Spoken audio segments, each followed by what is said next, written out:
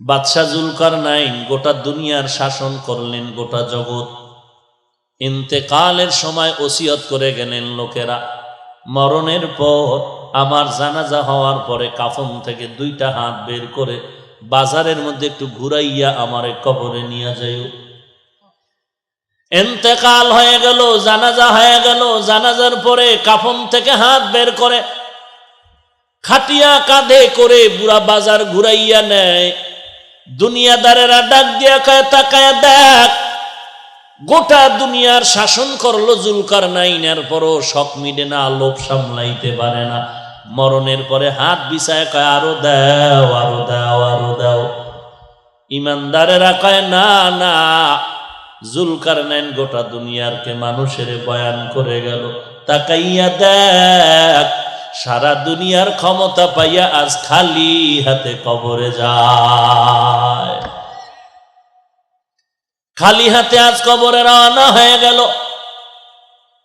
অপরদিকে শোষক 2টা বেঈমান, নমরুদের মতো বেঈমান, গোটা দুনিয়ার শোষক, কেমন বড় জালেম, আল্লাহকে মেরে ফেলার জন্য রেডি হয়ে গেছে। কত বড় বেঈমান!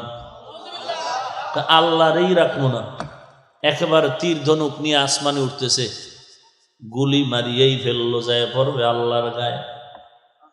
একটা প্রাণীর গায়ে লাগার পরে রক্ত লাগলো, কয় মেরে ফেলেছি।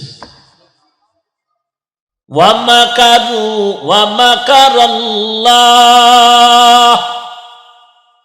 ওয়ামাকারু ওয়ামাকারাল্লাহ ওয়াল্লাহু খায়রুল মাকিরিন।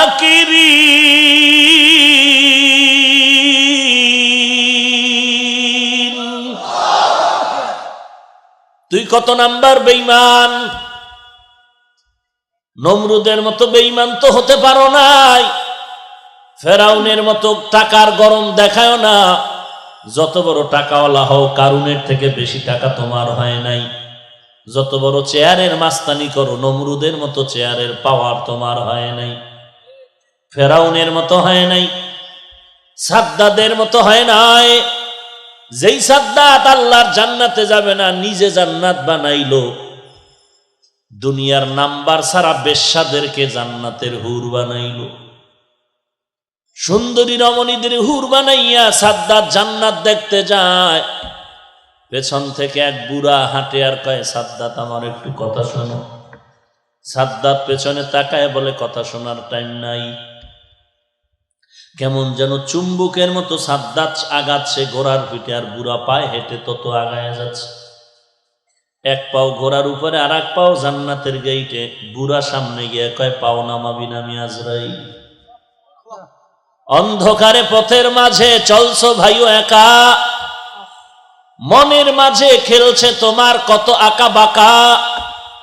সাদ্দাত সম পলক তোমায় নাহি কহেলিতে দিবে, হুঙ্কারে মালাকুল মওত তোমায় নিয়ে যাবে। মরণ থেকে যতই পালাও, মরণ তোমায় নিবে ঘিরি। যদিও সুদূর আকাশ পানে লুকাও, সেথায় লাগিয়ে সিঁড়ি। নদী পথে নৌকা চালাও ও মাঝি ভাই, বেলা ডোবার আগে আমি ওপার উঠতে চাই। ডুবে গেলে বেলা রে আর উঠে না, ভেঙে গেলে মেলা রে আর জমে না। নদীরে পার ভাঙে ও পার গড়ে, এই তো নদীর খেলা। সকাল বেলার ধনীরে তুই ফকির সন্ধ্যা বেলা। মরণ থেকে পালানোর কোনো জায়গা নাই রে ভাই। নমরুদ পালায় যেতে পারে নাই, আর এই এত বড় বেঈমান নমরুদের ধ্বংস করার জন্য আল্লাহর আসমানি কোনো বিশাল বাহিনীও লাগে নাই। কি লাগছে? একটা অসুস্থ মশা মাথার ভিতরে ঢুকিয়া ফাঁকে ফাঁকে একটা মিস কল দেয়, নমরুদ বেহুশ হয়ে যায়। হঠাৎ করে জুতার সাথে মোলাকাত হয়ে গেল, মাথার সাথে ঠান্ডা। নমরুদ কয়, ডাক্তারের গুল্লি মারি জুতাই হলো আমার মূল ঔষধ। জুতার সাথে যখন মাথার সাথে মোলাকাত হয় তখন মাথা ঠান্ডা। কর্মচারী একজন রেডি করে কয়, বেতন বাড়ায় দিব, যত জোরে জোতার বাড়ি মারবি। জোতার বাড়ি জোরে দিবি তো বেতন বাড়ায় দিব। ফাঁকে ফাঁকে জোতার বাড়ি দেয় তো নমরুদ মাথা ঠান্ডা করে চুপচাপ ঘুমিয়ে যায়। কর্মচারী কয়েকদিন কাজ করার পরে বলে, আমার একার দ্বারা সম্ভব না, ঘুমান লাগবে তো। কয়, তাহলে আরো একজন কর্মচারী রেডি কর, দোনোজনার দায়িত্ব, একজনে না পারলে আর একজন, জুতার বাড়ি যেন বন্ধ না হয়। খোদার মায়, তুমি কি সবার কপালে হয়নি? এটি চান কপাইলে কপাল। নমরুদের কপালে জুতা, আমেরিকার ডব্লিউ বুশের কপালে। সাংবাদিকরা জিজ্ঞেস করলো, কাইফা হাল, জুতা খায় কেমন লাগলো? বলে, এটা তো আমার গণতান্ত্রিক অধিকার। কেসা ভাটপা, চিন্তা করেন যে জুতা খাইয়াও বলে কিচ্ছু মনে করিনি। এরে নবীর উম্মতের দল, মাঝে মাঝে আল্লাহ পায়ের জুতা কপালে লাগায় দেখায় যে দেখ তোর কত সম্মান। এই নমরুদকে আল্লাহ ধ্বংস করার জন্য বেশি কিছু লাগে না।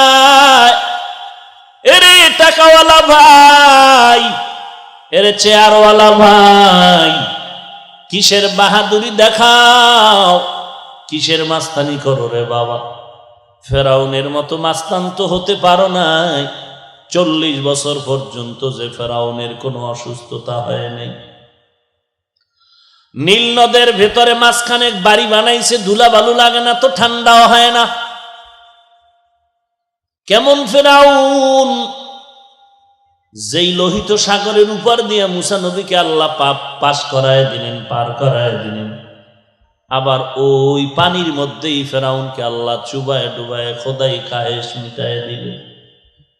এরে নবীর উম্মতের দল, তুমি তাদের থেকে তো বড় টাকাওয়ালাও হতে পারো না, বড় মাস্তান হতে পারো না। কারুনের এত টাকা, তার টাকা যেই গুদামগুলোতে রাখতো, যেই বিশাল গুদামে টাকা রাখতো, স্বর্ণের টাকা, এই গুদামগুলোর তালার চাবি বহন করার জন্য প্রায় 70টা উট লাগতো। উট, 70টা উট শুধু চাবি টানতো। এবার বুঝেন কি পরিমাণ তালা, আর এই তালা কি পরিমাণ গুদাম তার মালে। অহংকারী হয় মুসা নবী বললেন, যাকাত দাও। কারণ বলে, যাকাত দিব না। দিব না তো দিবই না, উল্টা মুসা নবীর বিরুদ্ধে একটা মেয়ের রেডি করলো।